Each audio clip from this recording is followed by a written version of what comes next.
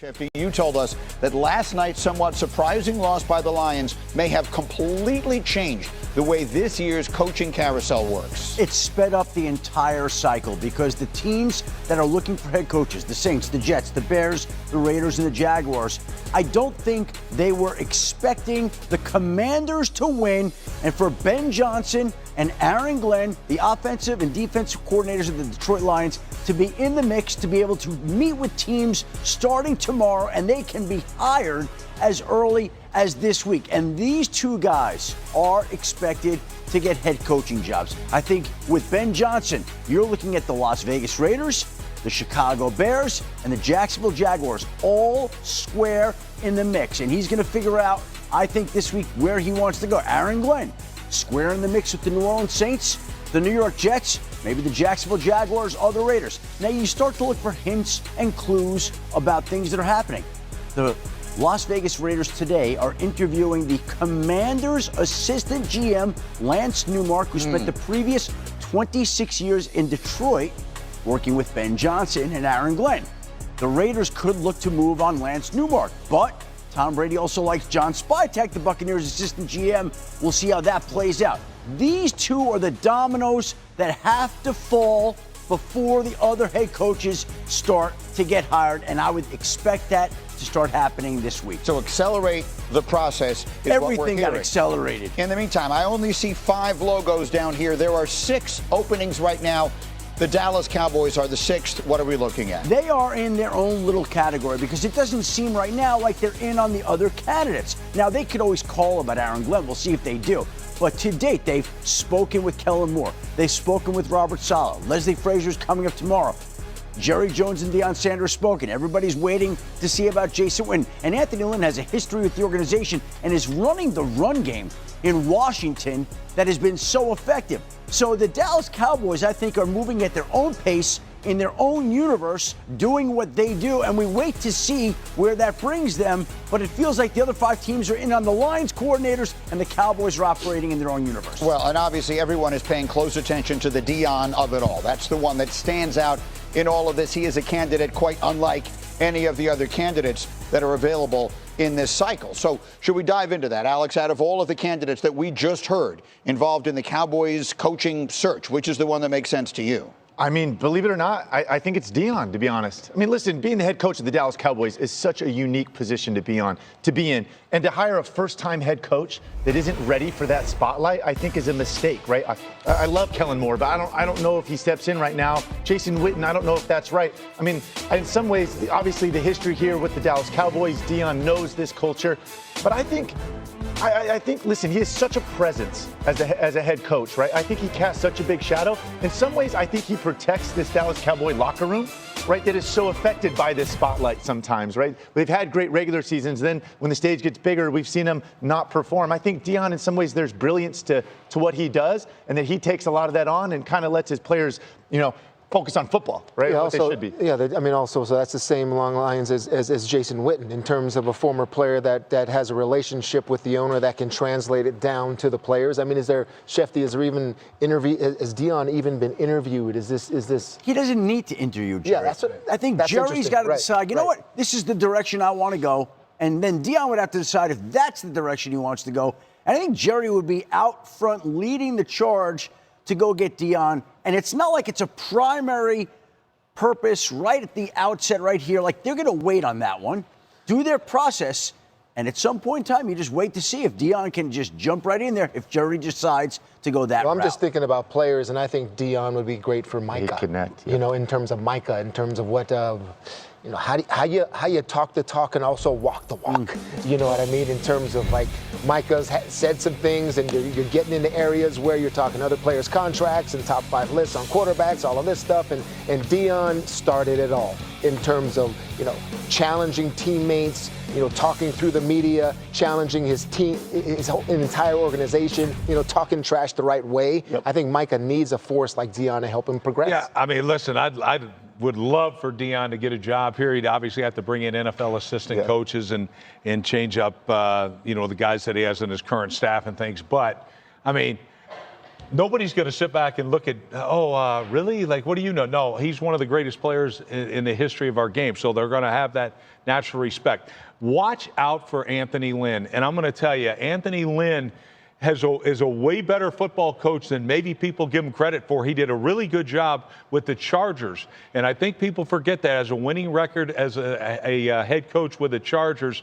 And I'm just telling you, Jerry is going to be comfortable with him. He's been in that organization for a while. I think that's important. Anthony would know what he's getting into, and he is a dang leader of men. Some of these other guys I'm not so shot in the you-know-what with, but Anthony Lynn, I think, makes perfect sense here. He's an outstanding coach. I had the opportunity. He was with me for several years. I think he's one of the finest coaches in the NFL. We see the difference with that football team. It's not just Cliff Kingsbury.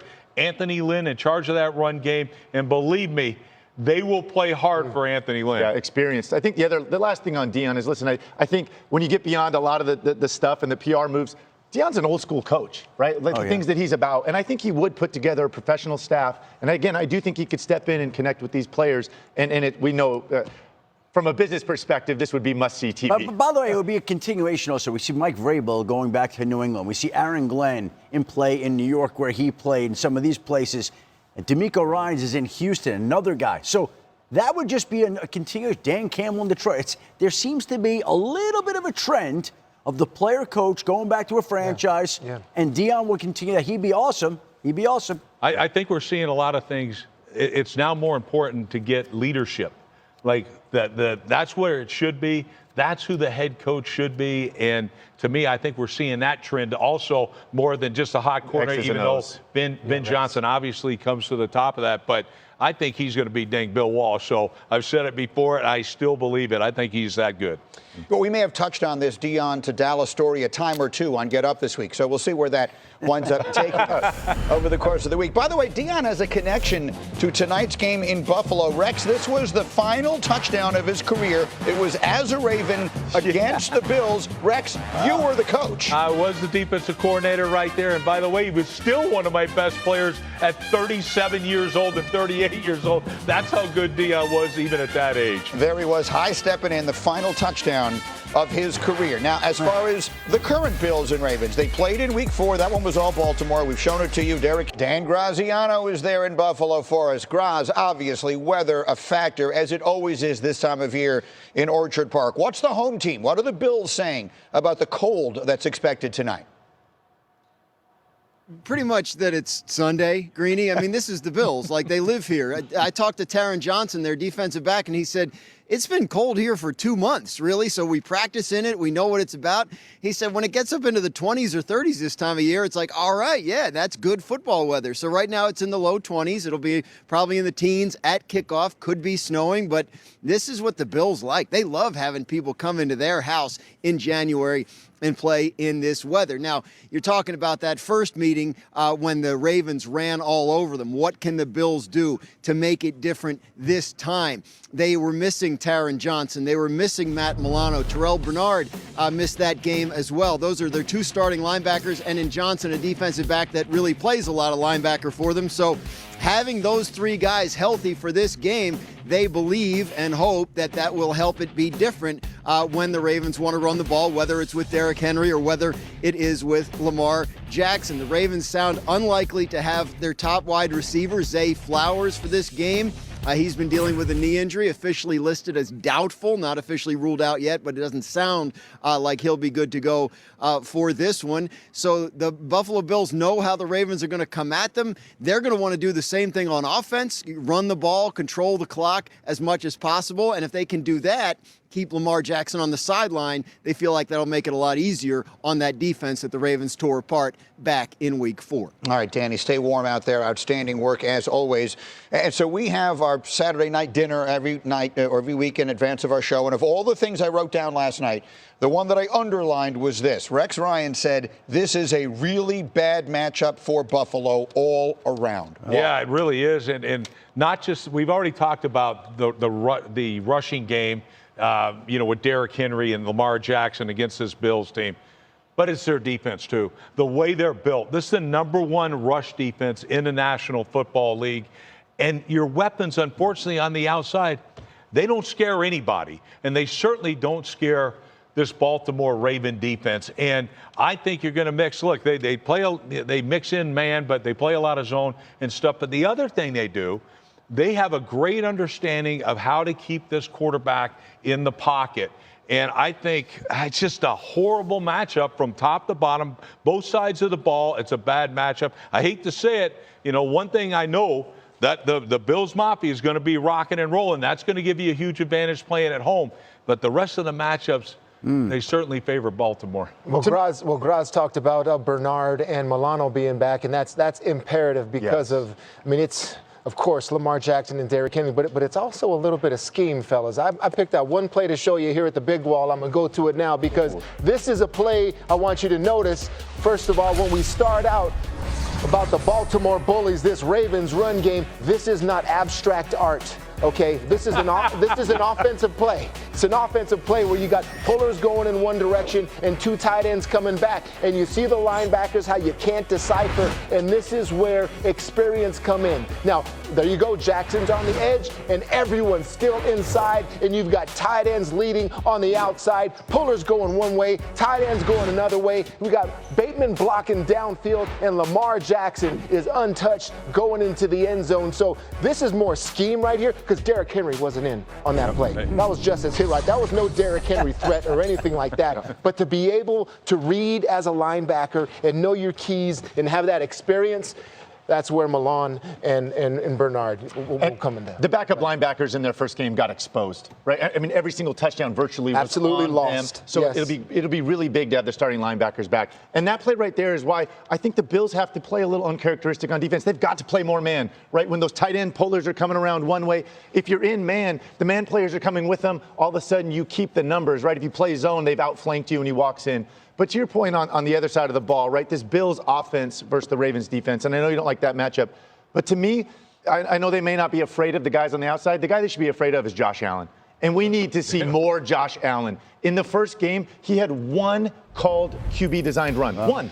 He needs to have 12 tonight, right? He is the guy that if you're going to match up and play them man, you're terrified of this guy taking the game over, and they need to put the ball in his hands. And we have seen it in the biggest moments, right? The game against Kansas City, he took that game over. And he hasn't had to do it as of late, but they're going to need it tonight, right? And they didn't get a fair dose of him. That game was 21-3 before you know it in the first matchup. Tonight, I want to see a lot of Josh. You're a third and short, goal line situations, fourth and short. You got to put it in his hands. Yeah, it's playoff football. There's no tomorrow. So, yeah, certainly I could see him. I could see both quarterbacks running the ball at least 10 times apiece. Now, don't forget about this Buffalo Bills offensive line, though, how they bring in that extra lineman, and they really want to pump James Cook. You can't get away from that still. I mean, even though, rushing attempts are important also, even though, this is the best defense versus the run in Baltimore, Buffalo's got to try it, because with this weather and where this game can go, this can be important, not only Josh Allen in the running game, but Cook in that extra offensive lineman package. And I think they can run the ball against them, but again, I just want to see Josh involved a little bit more. Yeah. Right? I love your point about rush attempts are important.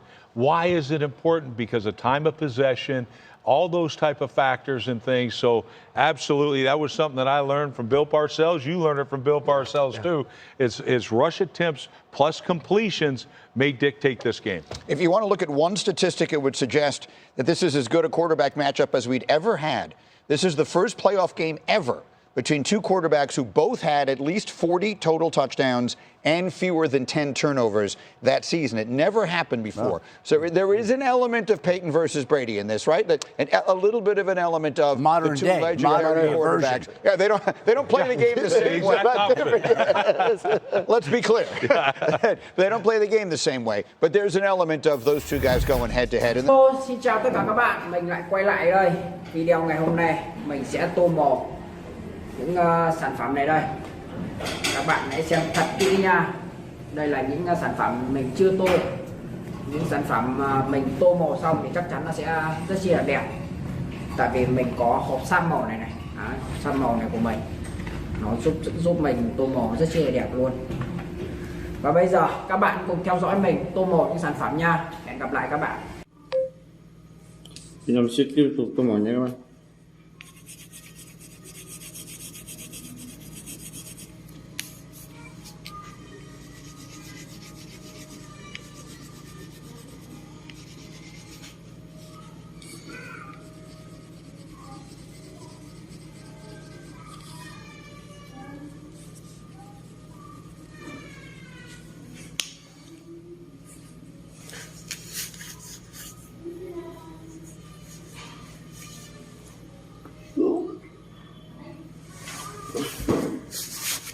Bây giờ là mình xào bò trắng nha.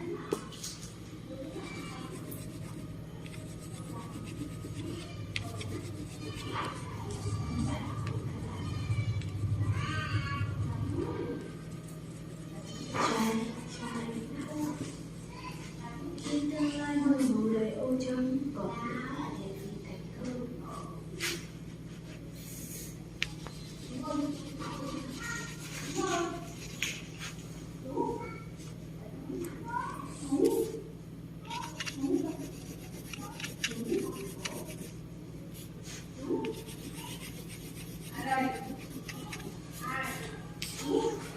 Màu trắng nha, màu trắng đây nha. Cuối cùng là màu đỏ ạ.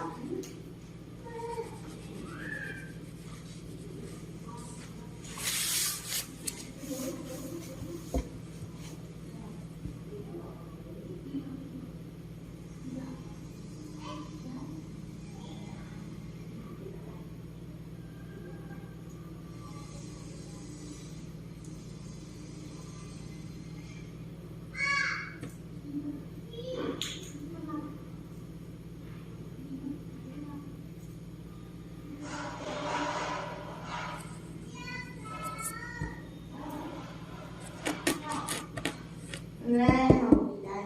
Đây màu của mình đây nha.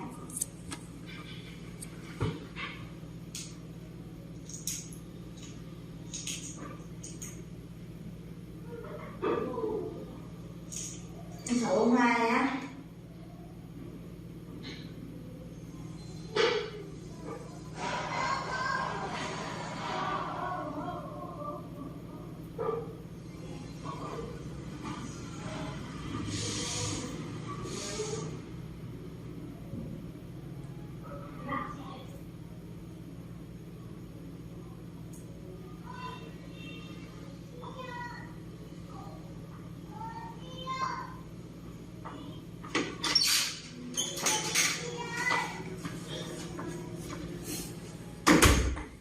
Lúc nãy anh Kiên bảo gì đấy? Anh kia bảo là mai đi ăn ở công ty. Quỳnh Anh có đi không? Có chứ. Có. Đúng rồi. Tội gì cho ăn chả đi. Con được biết rồi ai cũng đi. Ừ.